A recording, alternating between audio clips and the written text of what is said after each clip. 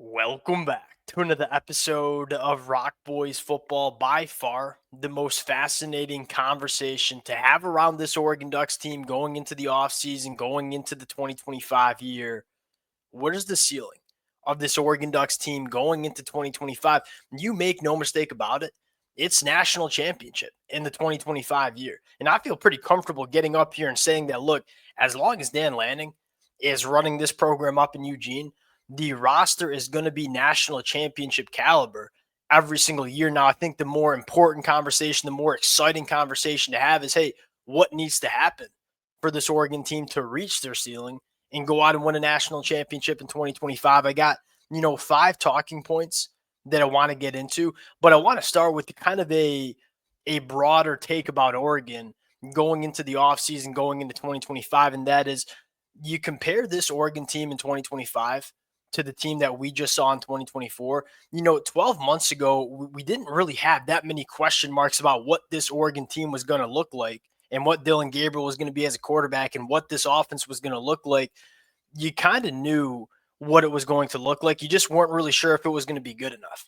In 2025, you might have more question marks, surrounding a guy like Dante Moore. What does he look like going into year three of his college football career, year two within this Oregon Ducks program? But the potential answers, I think, arguably have a higher ceiling than what we saw from Oregon in 2024. Now, what do those answers have to look like is the conversation I want to get into. Before we get into it, as always, to the Oregon Duck fans, let it fly in the comment section. It's early. It's early in the offseason, but this conversation, I think, is going to set up how we talk about this Oregon team for the next couple of months. The amount of support the Oregon Duck fans have shown throughout the 2024 year, covering the recruiting trail, covering the transfer portal, it's been amazing. I can't thank you guys enough. If y'all do enjoy the content, consider subscribing to the channel. And without further ado, let's get into this one. And let's start with probably the biggest question mark and really the biggest storyline for Oregon going into 2025. And that is, can Dante Moore take over this offense? And not only take over the offense, can he elevate it going into 2025? Because you make no mistake about it, there are more question marks that we have about Dante Moore than we had about Dylan Gabriel 12 months ago.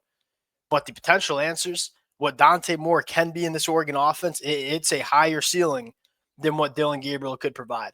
Really for two different reasons. I think most notably, Dylan Gabriel in his arm kind of limited what Oregon could do.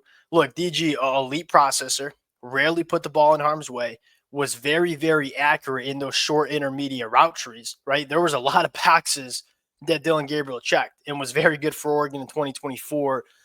But there were certain things that Will Stein really didn't want to ask Dylan Gabriel to do that often. And that was one, throw to the boundary, and second, push the ball down the field. The arm talent is a little bit limited for Dylan Gabriel. And that's kind of why you saw him not go to the NFL and come back to college for one more year. That's why you see him not as a consensus top five quarterback in the NFL draft. And you might argue that Dylan Gabriel is a better NFL prospect than what some of these evaluators think, but you also can recognize that there are some limitations to what Dylan Gabriel brought to the offense. And you start looking at the numbers and say the average depth of target was only 7 yards down the field. They weren't asking Dylan Gabriel to push the ball down the field all that often. Only 10% of his dropbacks traveled 20 plus yards down the field. Over 60% of his attempts were between the numbers. They didn't ask him to go to the boundary. They didn't really ask him to push the ball down the field. And when you play some of those elite teams like Ohio State, and Ohio State just brought Caleb Downs into the box, took away the middle of the field, kind of took away Tez Johnson, Oregon didn't really have any answers in terms of going to the boundary and pushing the ball down the field. Dante Moore brings more of those answers. Dante Moore's there's not a throw this kid cannot make on the football field. There are more things you can ask Dante Moore to do than you could for Dylan Gabriel. And now the question is, can Dante Moore do all the little stuff that Dylan Gabriel did at a high level, right? Quick processor, accurate and on time, keeping the ball out of harm's way. If Dante Moore can do the stuff DG did and then bring that extra element to the offense in terms of accessing the deeper third and getting the ball out to the boundary, it adds more to this Oregon offense. One thing I will say, though, don't sleep on Austin Novosad. Look, I fully expect Dante Moore to be the starting quarterback in 2025. I think there's a reason that Austin Novosad is still at this program. And I think that is, hey, we like it. Like Dan Lanning, the Oregon Ducks like this kid a lot. And Austin Novosad probably thinks he has a shot to win the quarterback one job going into the 2025 year. And so that might be a quarterback competition that we might be sleeping on heading into spring practice. Look, when we've seen Austin Novosad play in spring games, he's been damn impressive. And so Oregon's in a good spot at the quarterback spot, and you potentially have a quarterback that's coming in that offers a higher ceiling for this offense. Number two, and probably the biggest question mark that I have for Oregon in what needs to happen if Oregon's going to win a national championship, the offensive tackle play is probably a question mark. You look at the interior of the offensive line, Poncho, Emmanuel Pregnon coming in, Matthew Bedford potentially getting another year. You have David Lee. You got guys on the inside of the offensive line. The big question mark is you got to replace really, really good tackles that are both going to be playing on Sundays in the next couple months, and Johnny Cornelius and Josh Connerly. To Oregon's credit, I thought they did some really nice things in the portal, right? Isaiah World was the number one offensive tackle available in the transfer portal. Oregon goes and locks him up. This is a guy that has a big-time NFL ceiling that's gotten better every single year at Nevada. You go bring Alex Harkey in from Texas State, another really coveted tackle. Can they be plug-and-play replacements for Johnny Cornelius and Josh Connerly? I think they certainly have the chance to, but you kind of got to see it with your own two eyes before you feel really good about the offensive tackle play. Because at the end of the day, Isaiah World, Alex Harkey, they're both jumping up from the G5 level going into the Big Ten, which to me right now currently is the best conference that we see in all of college football, specifically along the lines of scrimmage. Number three, and another really exciting question and something that's going to be exciting to talk about in spring camp. Who replaces Tez Johnson and who will be the difference makers for this Oregon offense? One of the maybe frustrating things that I think a lot of Oregon fans have voiced on Twitter in the comment section is that it felt a little too one-dimensional to Tez Johnson. And look, Tez Johnson is freaking awesome. It was freaking awesome for Oregon. Like, I had no problem feeding Tez Johnson the football because when Tez Johnson had the football in his hands, normally good things were happening.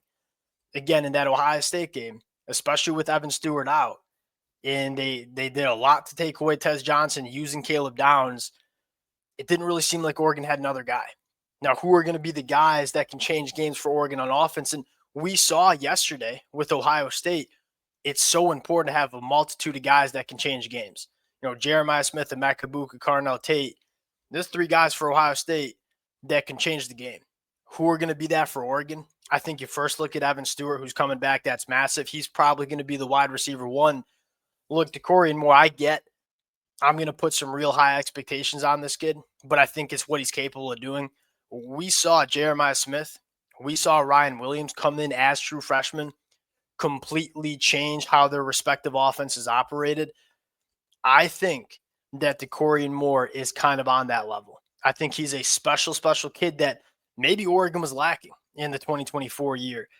Evan Stewart, DeCorian Moore, who does replace the Tez Johnson role? Is it Justice Lowe? Is it Gary Bryant? That's probably another conversation you have to have. And then the other guy I'll throw out there is Kenyon Sadiq. I thought he should have been more involved in the Oregon offense in 2024. This kid is special in terms of what he can do as a pass catcher. Thought made some real strides in terms of what he was doing as an inline run blocker as well. You talk about a tight end, and it's rare to find tight ends that can change games and be legitimate matchup nightmares. I think Kenyon Sadiq can be that in 2025. So you look at Evan Stewart, you look at DeCorian Moore, you look at Kenny Sadiq, you look at Jeremiah McClellan, who I think can be a dude as well, Gary Bryant, Jurion Dickey. There's a lot of names that can really step up and be those guys. Who's it going to be for Oregon in the 2025 year? That's something we got to find out. And Oregon needs guys to step up if they want to be a national championship caliber team. Now moving to the defensive side of the football, and I kind of did some thinking about this. The first thing I want to talk about is Dan Lanning's defensive line pipeline. And one of the things that you saw maybe be a little bit of a growing pain for Oregon is Dan Lanning is still new to Oregon. Like, we still have to remind ourselves that he only just finished up year 3 within this Oregon program. And why I want to emphasize that is it hasn't necessarily had a ton of time to build that pipeline from the high school class, specifically on the defensive line. You look at past national champions. Go back to Michigan in 2023. Go back to Georgia in 2022 and Georgia 2021. What made those teams so special, specifically on defense, is they had the ability to dominate on the defensive line. There was a team that was going to beat Ohio State in the playoffs, they had to really attack that Ohio State offensive line. You know, the last team we saw beat Ohio State was Michigan. Michigan was not a very good team, but they had an elite caliber defensive line. You know, Kenneth Graham, Mason Graham, Derek Moore, Josiah Stewart, those are NFL dudes. And it really threw Ohio State's offensive off. One of the things you can do if you want to get after a team like Ohio State or get after a team like Texas, these teams that we're looking at and saying they're going to be national championship contenders in 2025, you have to have a defensive line that can dominate football games. Oregon's defensive line took a step in 2024. There's no question about that. The addition of Jamari Caldwell, the addition of Derek Carmen were massive. But you want these guys from the high school pipeline to really step up and be game wreckers. You know, I'm looking at, we know Tatum and Mateo, they're dogs. What does Aiden Breland look like going into year 2? What does Amari Washington look like going into year 3? Jericho Johnson, Tyon Gray.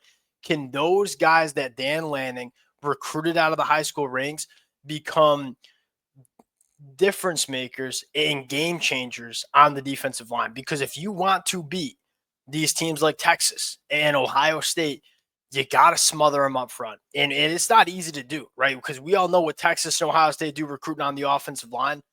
But if you want to do that and be a national champion, even Ohio State this year, like that defensive line was very underrated.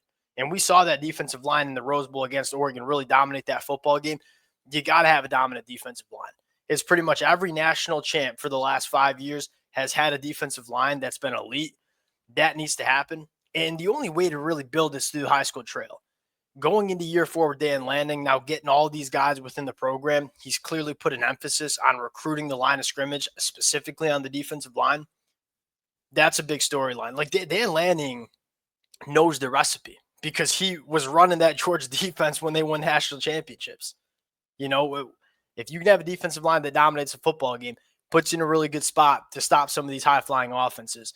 Number 5 in a really, really exciting storyline is you got to have more speed at the third level. I thought guys like Kobe Savage, Tasheem Johnson, really solid football players. You could tell that when they were asked to deal with guys like Jeremiah Smith in the deeper third, they were just a step too slow. You're bringing Dylan Tiemann through from Purdue. You're bringing Trey McNutt, 5-star safety, coming in the 2025 class. Kingston Lopa, Peyton Woodyard, Aaron Flowers. Very similar conversation that we had with Dante Moore and Dylan Gabriel. You got more question marks about some of these young cats at the safety position, but they got higher ceilings than Kobe Savage and Tasheem Johnson by far. If you can have those guys step up and be real game changers in the back end and have that athleticism to run with all those difference makers on the outside that you're going to see from Ohio State and Texas, you kind of need it. Because, again, you look at the teams that you're going to have to beat to win a national championship, Ohio State, Texas, Jeremiah Smith's coming back. He ain't going nowhere. You know, you look at Cardinal Tate, he ain't going nowhere either. You look at Texas, guys like Ryan Wingo, they're going to be elite at the wide receiver position, specifically attacking the deeper third. Do you have safeties that can go run with them? That's probably the last thing you're looking for. Again, there are more question marks that we have about this Oregon team in 2025 than we did 12 months ago going into 2024. But I feel pretty confident saying the ceiling of this Oregon Ducks team is higher than we had in the 2024 year. Now we'll see if they can reach that ceiling. Appreciate you guys rocking with it. Let it fly in the comments section, and we'll talk to y'all later. Peace.